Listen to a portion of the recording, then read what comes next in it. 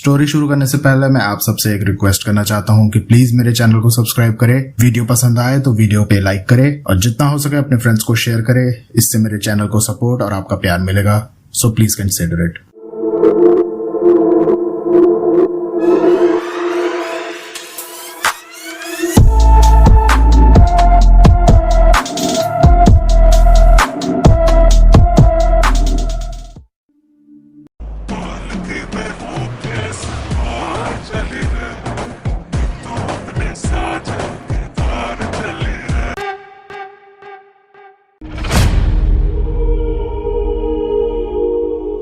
Hello everyone, हम again welcome to the world of stories. फिर से मैं आप लोगों के सामने एक और नया रियल सुपरनैचुरल एक्सपीरियंस लेकर। जब कभी हम अपने घर में बैठे हुए होते हैं, अपने बड़े बुजुर्गों से कहानियां सुन रहे होते हैं, तो हमारे सामने कुछ ऐसी इंटरेस्टिंग और अनबिलीवेबल कहानियां निकलकर सामने आती है जो कई सालों पहले उनके पिताजी, दादाजी या उनके साथ हुई थी। और एक ऐसी कहानी निकल के आई हमारे सामने जो हमारे साथ शेयर की है निधि ने।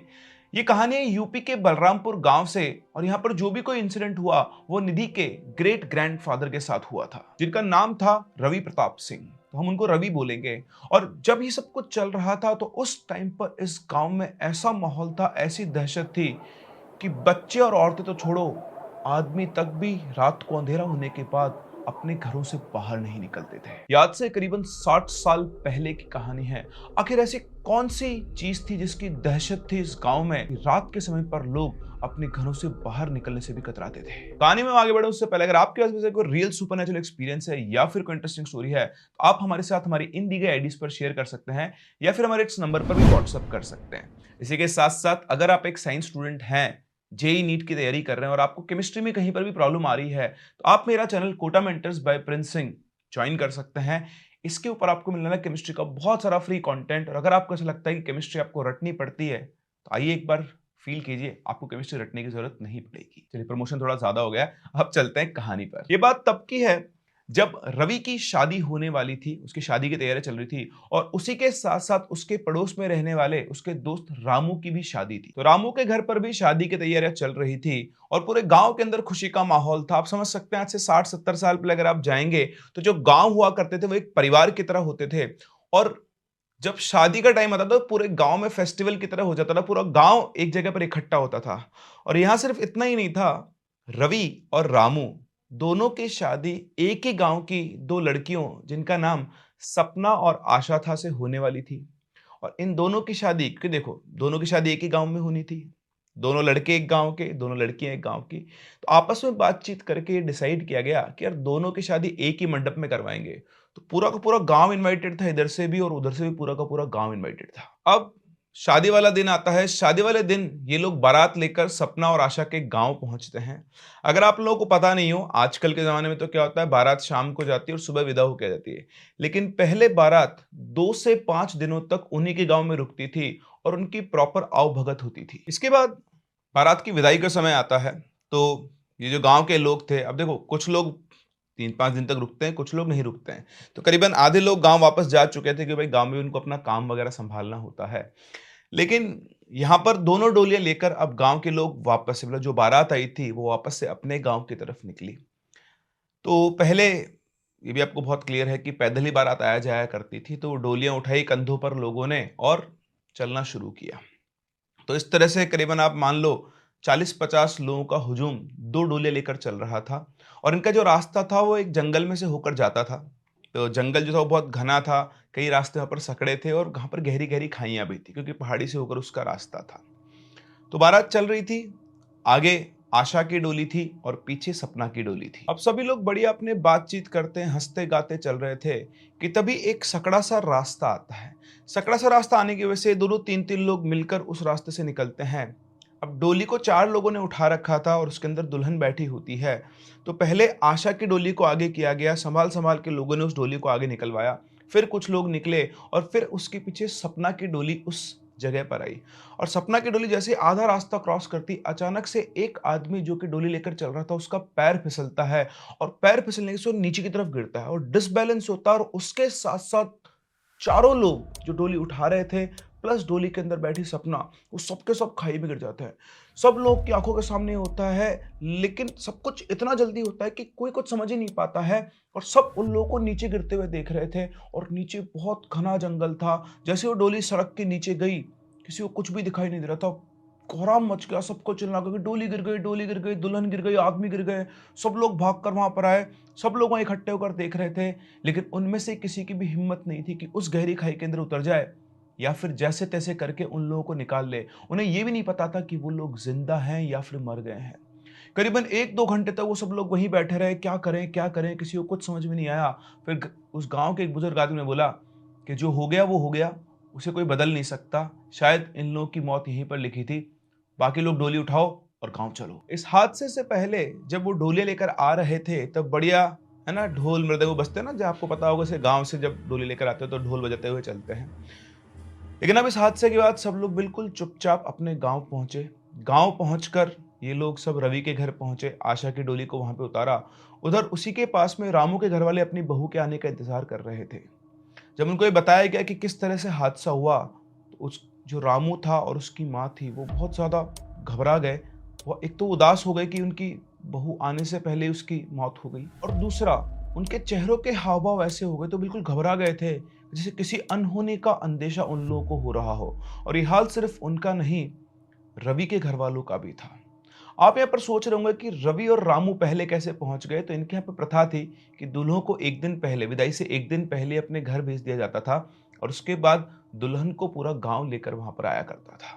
खैर, अब कोई क्या कर सकता था।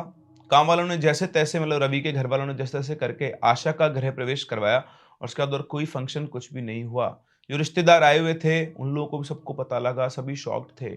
इसके बाद करीबन 4-5 दिन बाद तक सारे रिश्तेदार भी घर से चले गए और अब रवि के घर में सिर्फ रवि, उसकी माँ, उसके पिताजी, उसकी बहू और बाकी गांव के अंदर गांव के लोग ही बचे थे। सारे रिश्तेदार दोनों ही घरों से अब जा चुके थे। आशा भी अपने नए घर में एडजस्ट करने लगी थी।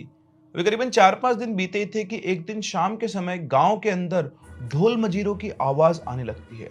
वो आवाज सुनकर गांव के सभी लोग अपने अपने घरों से बाहर निकलकर देखते हैं। ये जो आवाज आ रही थी वो खेतों की तरफ से आ रही थी। सभी लोग उन खेतों की तरफ देखते हैं तो वहां पर वो देखते हैं कि बहुत कुछ लोग एक डोली लेकर नाचते गाते हुए जा रहे हैं। इन सभी आदमियों के अंदर रवि और रामू भी थे और वो भी ये सब देख रहे थे। तभी वो जाती जाती डोली एकदम से वहीं पर रुक जाती है। उन मृदंगों की आवाज बंद हो जाती है। सभी लोग उस डोली को देख रहे थे कि अचानक से कैसे रुक गई। ना सिर्फ वो आदमी, जो घर की औरतें थी वो भी खिड़की से, छतों से उस डोली की तरफ देख रही थी। वो डोली अपनी जगह से टस से मस नहीं हो रही थी, ना वो आगे जा रही थी ना वो पीछे जा रही थी, और वो वहीं पर खड़ी हुई थी।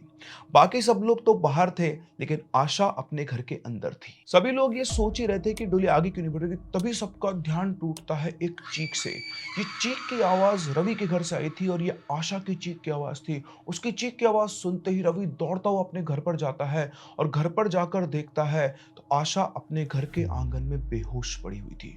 वो उसे उठाकर अपने कमरे में लेकर जाता है। तब तक गांव के बाकी लोग और उसके माता पिता भी आ चुके होते हैं। रवि आशा को उसके मुंह पानी के छींटे मारता उसे जगाता है और जगाने के बाद उससे पूछता है कि क्या हुआ, वो चिल्लाई क्यों थी।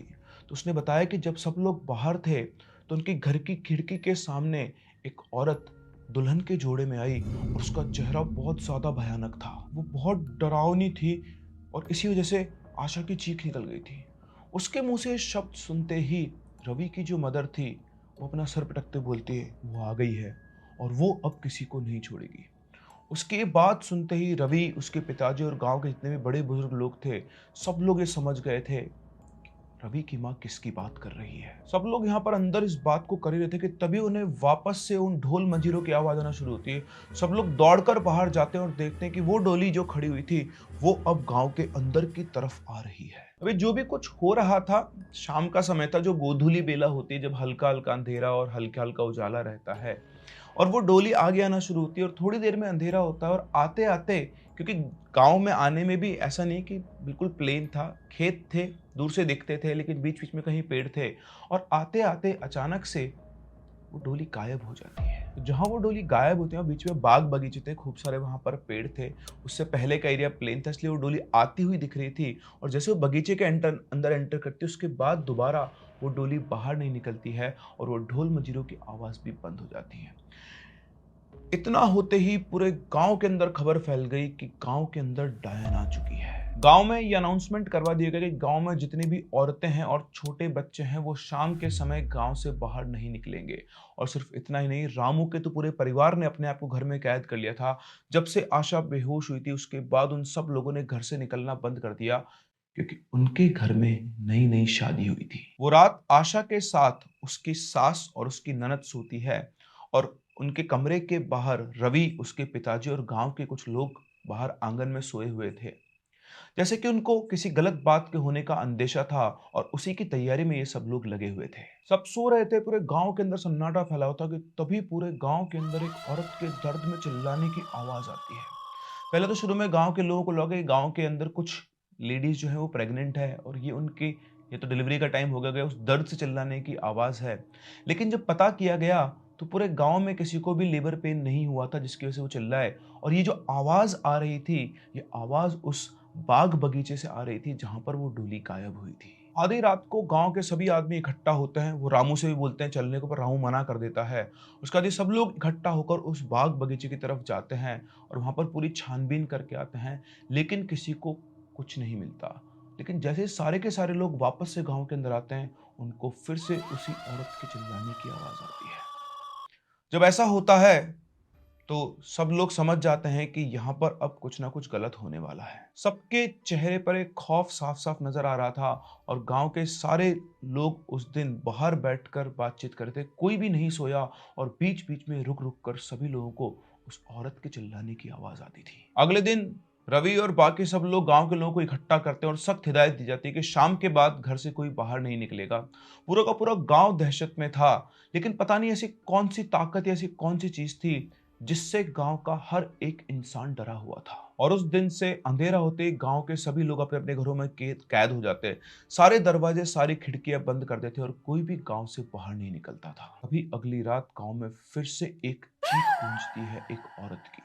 किसी में हिम्मत नहीं थी कि बाहर निकलकर ये देख सके कि कौन है, ये किसकी आवाज है। सभी के सभी लोग अपने घरों के अंदर दुबके बैठे हुए थे कि तभी थोड़ी देर के बाद एक आदमी के चिल्लाने की आवाज आती है दर्द के अंदर, जैसे कोई उसे बुरी तरह से मार रहा हो। और ये आवाज किसी और की नहीं, रामू की थी। और उसी के साथ साथ उसके घर वालों के बहुत तेज तेज चीखने, रोने, बचाओ बचाओ की आवाज आ रही थी। उसकी आवाज सुनकर रवि अपने घर से निकलने की कोशिश करता है, लेकिन उसकी माँ उसको रोक देती है। पूरे गांव में से एक भी आदमी निकलकर बाहर नहीं आता है, किसी की भी हिम्मत नहीं थी कि वो बाहर आए। अगले आधे घंटे तक लगातार गांव के सन्नाटे को रामू के चीखने की आवाज चीर रही थी और साथ साथ उसके घर वालों के रोने बिलखने की आवाज। और आधे घंटे के बाद सब कुछ शांत हो जाता है। एक आदमी की भी हिम्मत नहीं थी कि अपने घर से बाहर निकलकर ये देख सके कि आखिर चल क्या रहा है। सारी रात कोई नहीं सोता है, सबके दिमाग में एक ही बात चल रही थी कि आखिर क्या हुआ है। जैसे ही पूरी रात गुजरती है, सुबह होती है, पूरा को पूरा गांव रामू के घर के बाहर इकट्ठा होता है। और वहां जब वो लोग इकट्ठे होते हैं तो उन्हें दिखाई देते हैं आलते के उल्टे पैर के निशान। अब ये आलता आप सभी लोग समझते होंगे, नई बहू जब घर में आती है तो एक लाल कलर का लिक्विड होता है, इसमें अपना पैर रख के घर में अपने पैरों के निशान चला बनाते हुए चलती है। मूवीज में भी आपने कई बार देखा होगा, उसी को आलता बोलते हैं। तो रामू के घर के अंदर से बाहर की तरफ आलता के निशान थे पैरों के जाते हुए, और उसी आलते के निशान के साथ साथ खून के निशानों की लकीरें चल रही थी। उसको देखकर ये साफ साफ लग रहा था कि जैसे कोई रामू को घसीटते हुए वहां से लेकर गया है। अंदर रामू की जो मदर थी वो बेहोश पड़ी हुई थी, उनको जाकर उठाया गया। और उनको उठाया गया तो उनसे पूछा गया कि क्या हुआ, तो रोते हुए चिल्लाकर बोली, वो सपना, वो डायन, वो खा गई है मेरे बेटे को। उसके बाद सुनते ही सब लोग शॉक थे। जितना लोगों को शक था, अब उन लोगों को ये कंफर्म हो चुका था कि वो सपना जिसकी डोली खाई में गिरी थी, वो अब एक डायन बनकर गांव के अंदर आ चुकी है। गांव के सभी लोग वापस से इकट्ठा होते हैं और उस खून के निशान का पीछा करते करते उस बाग तक पहुंच जाते हैं। उस बाग बगीचे में वो हर जगह ढूंढते हैं और फाइनली उनको एक पेड़ के ऊपर रामू की बॉडी लटकी हुई मिलती है। उन्होंने उसकी बॉडी को नीचे तरफ देखा तो शरीर में बहुत सारे घाव हो रखे थे। उसको लेकर आया जाता है, उसका अंतिम संस्कार किया जाता है दिन के अंदर ही, और हर दिन की तरह वापस से शाम होते ही सभी लोग अपने अपने घरों में दुबक जाते हैं। जैसे ही रात होती है, करीबन 10-11 बजते हैं, पूरे गांव के अंदर किसी की पायल की आवाज गूंजती है। हर घर के अंदर वो पायल की आवाज बिल्कुल साफ साफ सुनाई दे रही थी, और जैसे से वो पायल की आवाज आ रही थी वैसे वैसे लोगों की दिलों की धड़कनें बढ़ रही थी कि तभी अचानक से रवि के घर के गेट पर एक दस्तक होती है। दस्तक होते ही रवि और उसके घर वालों की धड़कनें बहुत तेज बढ़ जाती है। वो चुपचाप खड़े रहते हैं, और तभी उधर से एक आवाज आती है, अरे आशा, मुझसे मिलोगी नहीं? वो लोग सब समझ गए थे कि ये आवाज किसकी है, और उन सब लोगों की हालत टाइट हो चुकी थी। इधर से कोई आवाज नहीं आती है, थोड़ी देर उधर से भी कोई आवाज नहीं आती, पूरा सन्नाटा रहता है, और फिर से एक और बार उधर से सपना की आवाज आती है, अरे आशा, गेट तो खोलो। चारों तरफ सन्नाटा रहता है, इधर से कोई आवाज नहीं आती है। उनको फिर से वापस पायलों के अपने घर से दूर जाने की आवाज आती है। इस रात के बाद अगले दिन सुबह सभी लोग ये डिस्कस करते हैं कि क्या हुआ क्या नहीं हुआ, लेकिन किसी के पास किसी तरह का कोई सोल्यूशन नहीं था। उस दिन के बाद से अगले 8-10 दिन तक हर रोज यही होता। वो आती रात के टाइम, पायलों की आवाज आती, गेट को दस्तक करती किसी ना किसी के, कोई गेट नहीं खोलता, वो वापस चले जाती। गांव वालों को लग रहा था कि कुछ दिन ऐसे चलेगा और उसके बाद वो अपने आप वहां से चली जाएगी, लेकिन शायद ये गांव वाले गलत थे। जैसे मैंने आपको बताया, उस गांव के अंदर कुछ लेडीज प्रेग्नेंट थी, और अगले दिन एक साथ 2 लेडीज की डिलीवरी होती है, लेकिन दोनों के ही दोनों को मरा हुआ बच्चा पैदा होता है। जैसे आप सभी को पता है, एक नवजात बच्चे को जलाया नहीं जाता, दफनाया जाता है। तो इनके गांव में एक जगह थी, वहां पर ले जाकर उन बच्चों को दफना दिया जाता है।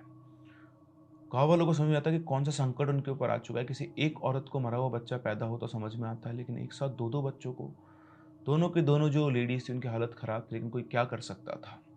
इसके 2-3 दिन के बाद वापस से एक और लेडी को बच्चा होता है। इन दिनों के दौरान रात को जो पायल की आवाज आती, दस्तक होती, वो आना बंद हो गई थी, और तीसरी लेडीज को जब बच्चा होता है तो फिर से वही हाल, पूरे गांव के अंदर खबर फैल जाती कि फला फला की बीवी को मरा हुआ बच्चा पैदा हुआ है। फिर से उसके परिवार वाले उस बच्चे को लेकर जाते हैं दफनाने, कुछ गांव वाले भी साथ में जाते हैं, और जब वो उस जगह पहुंचते हैं तो वो लोग वहां का मंजर देखकर शॉक्ड हो जाते हैं, क्योंकि 3 दिन पहले वो जिन 2 बच्चों को दफना कर गए थे, उनकी जो जगह थी वो मिट्टी खुदी हुई थी, और वहां से उन दोनों बच्चों की लाश गायब थी। पूरे गांव को समझ में आ रहा था कि क्या चल रहा है, क्यों चल रहा है, लेकिन उनको ये समझ में आता कि इस चीज से कैसे लड़ें। तभी उस गांव में एक और लड़की अपने मायके से आती है, जिसकी शादी रामू और रवि की शादी से करीबन 1 महीने पहले हुई थी, और अपने घर वालों से मिलने आई थी। करीबन 10 दिन तक वो वहां पर रुकती है, और उसे पता चलता है कि गांव के अंदर क्या चल रहा है। उस लड़की को लेने उसका पति और उसके कुछ दोस्त आए हुए थे। वो लोग वहीं उनके घर पे ही रुके हुए थे, और जैसा गांव में हो चुका था, रात के टाइम पर सभी लोगों ने गेट बंद किया और अपना अपना सोने चले गए। उसके पति और उसके दोस्तों का बिस्तर आंगन में बाहर लगाया गया था, और उनसे कह दिया गया था कि भाई गांव में कुछ ऐसा चल रहा है, आप लोग ध्यान रखना, गेट पे कोई दस्तक हो तो आपको गेट नहीं खोलना है। सभी लोग गहरी नींद में सोए हुए थे कि तभी अचानक से इनके घर पर दस्तक होती है, और गहरी नींद में होने की वजह से वो जो लड़की था, उसके पति को उनकी वो हिदायत याद नहीं रहती है, और वो जाकर गेट खोल देता है, और एक बार फिर से पूरे गांव के सन्नाटे को एक आदमी की चीखती हुई आवाज चीरती है दर्द के मारे। और जब तक सब लोग उठकर आते हैं तब तक उस लड़की का जो पति था, उसको भी वहीं ले जाया जा चुका था जहां पर रामू को ले जाया गया था। लेकिन इस बार गांव वाले हिम्मत करके बाहर निकलते हैं, और वो सब के सब लोग मिलकर उस बाग बगीचे की तरफ जाते हैं। वो सब लोग मिलकर उसको ढूंढते हैं हर जगह पर, इवन उस पेड़ पर भी जहां पिछली बार रामू की लाश थी, लेकिन उस घने अंधेरे के अंदर किसी को कुछ भी नहीं मिलता है। 1.5-2 घंटे तक पूरा जंगल छानकर, पूरा गांव छानकर वो लोग वापस आ चुके थे। लेकिन अगले दिन सुबह जब लोग वापस जाते हैं तो उसे उसकी बॉडी उसी पेड़ पर मिलती है, उसी जगह पर मिलती है जहां पर रामू की बॉडी मिली थी। अब गांव में डर का माहौल और ज्यादा बढ़ गया था कि पता नहीं कब किसकी जान चली जाए। सब लोग घबराए हुए थे, लेकिन उनके जो सरपंच थे उन सब ने और बाकी पंचों ने मिलकर ये कहा कि अगर हम डरेंगे तो हमारा काम नहीं चलेगा, हमें इस प्रॉब्लम का कोई ना कोई सोल्यूशन निकालना पड़ेगा, हमें उसको खत्म करना होगा। लेकिन प्रॉब्लम ये थी कि किसी को भी नहीं पता था कि वो कहां से आती है और कहां पर जाती है। तभी रवि को एकदम से स्ट्राइक करता है, और वो गांव वालों से कहता है कि हमें दोनों लोगों की लाश उसी पेड़ पर मिली है, हो सकता है कहीं ना कहीं उस डायन का कनेक्शन इस पेड़ से हो। अब पेड़ से उसका कनेक्शन निकलने के बाद सब लोगों ने डिसाइड किया कि अगले दिन वो लोग इस पेड़ में आग लगा देंगे। फिर देखते हैं आगे क्या होता है। सब लोगों ने डिसाइड किया, फिर अपने अपने कामों में लग गए। शाम को सब लोग अपने घरों के अंदर थे। रवि भी अपने परिवार के साथ खाना खा रहा था।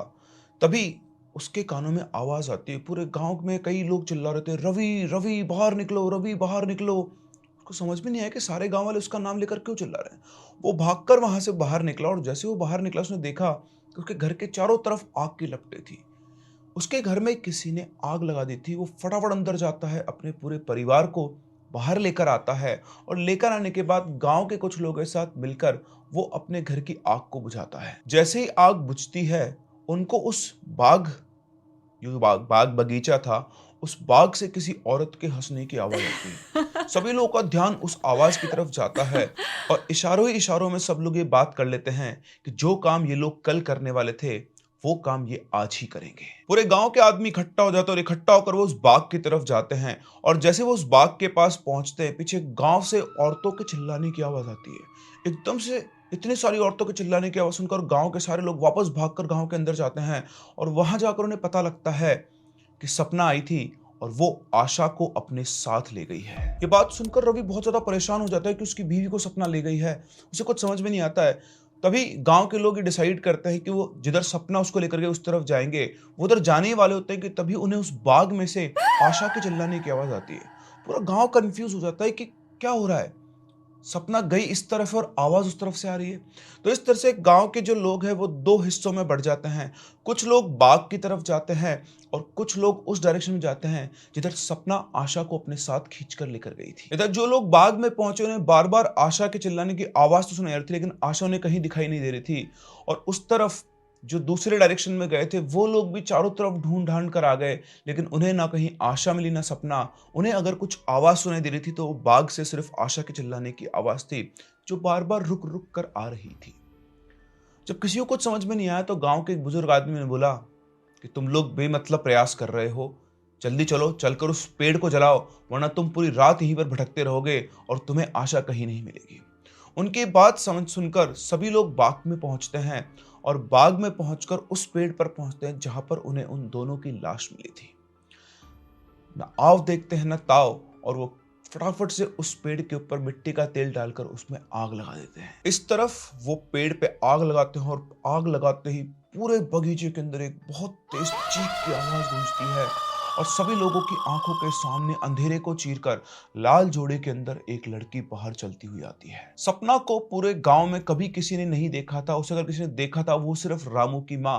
जैसा कि आप जानते हैं पुराने जमाने में दुल्हन का चेहरा नहीं देखा जाता था शादी से पहले। तो जब वो उसको पसंद करने गई थी सिर्फ तभी उसने अपनी दुल्हन को देखा था।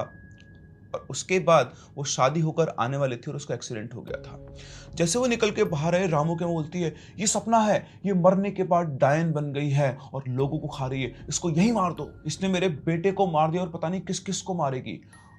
रामू की माँ की ये बात सुनकर गांव के कुछ लोग आगे बढ़ते हैं सपना की तरफ, लेकिन जैसे वो अपने कदम आगे बढ़ाते हैं उन्हें फिर से आशा की बहुत तेज चीख सुनाई देती है, जिससे वो बहुत दर्द के अंदर हो और वो वहीं के वहीं रुक जाते हैं। इधर सपना खड़ी खड़ी अपनी गर्दन को इस तरह से टेढ़ा टेढ़ा घुमाती है और जैसे से वो गर्दन घुमाती है वैसे वैसे उन्हें आशा की और तेज चीख सुनाई आती है, जैसे कोई उसको यातना दे रहा हो, प्रताड़ना दे रहा हो, उसे टॉर्चर कर रहा हो।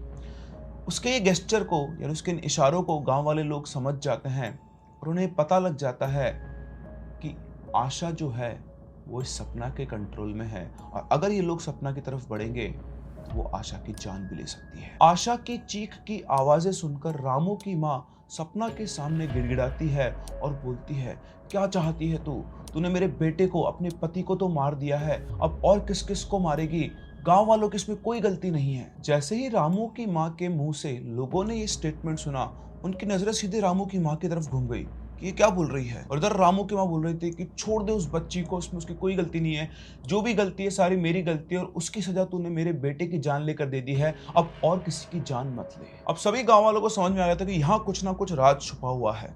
उन्होंने रामू की माँ से पूछा तो रामू की माँ ने खुद ही सारी बात उगल दी। उसने बताया कि उसकी बहू की मौत कोई हादसा नहीं थी, बल्कि उसने खुद अपनी बहू को मरवाया था और उसका कारण था दहेज।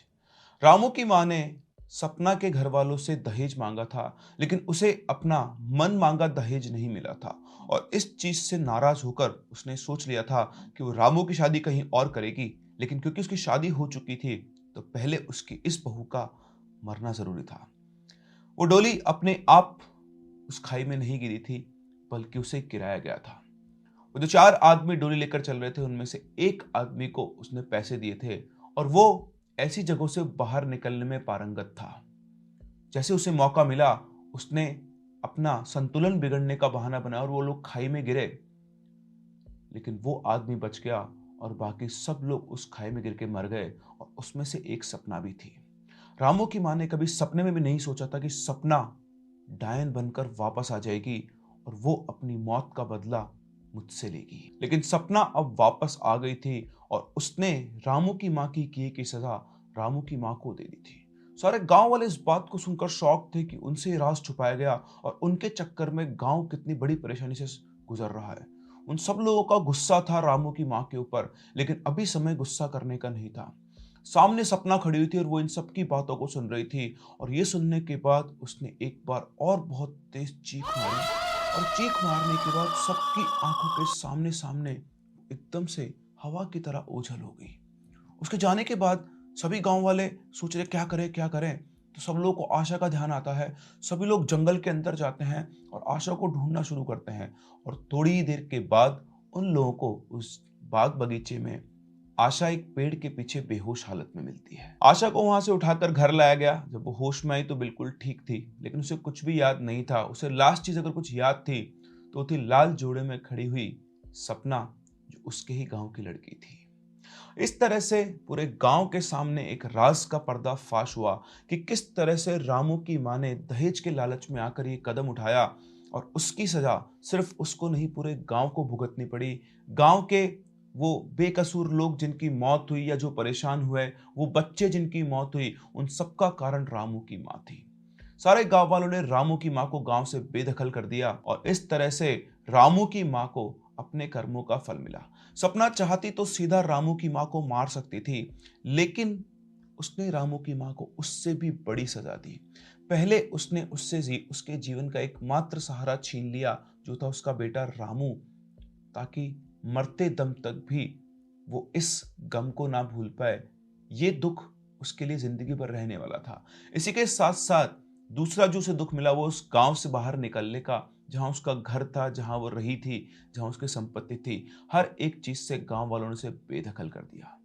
हो सकता है सपना अपने पति रामू से जीते जी तो नहीं मिल पाई, लेकिन मरने के बाद शायद वो उसे अपने साथ ले गई हो और वो आज भी एक साथ रह रहे हो। तो ये थी कहानी सपना की, जिसे समाज की कुरीतियों की वजह से अपनी जान देनी पड़ी, लेकिन वो इतनी स्ट्रांग थी, वो इतनी पावरफुल थी कि मरने के बाद भी वो अपने सम्मान का बदला लेने के लिए लौट कर आई और वो अपना बदला लेकर गई। आप लोगों को क्या लगता है, क्या इस तरह से किसी को भी दहेज के लिए मार देना सही है? और उस लड़की जिसका कोई दोष नहीं था, जो उसको मारा गया, तो वो अपना बदला लेने के लिए वापस लौट कर आई। ये आज से कई सालों पुरानी बात है, लेकिन आज भी ऐसे कई केसेस सामने आते हैं जहां पर कुछ पैसों और दहेज के लिए लोग किसी को मारने से पहले एक बार भी नहीं सोचते हैं। आज ही मैंने अखबार में एक ऐसी न्यूज़ पढ़ी थी। पता नहीं कैसे लोग इतने अंधे हो जाते हैं और इस तरह के कदम उठा लेते हैं।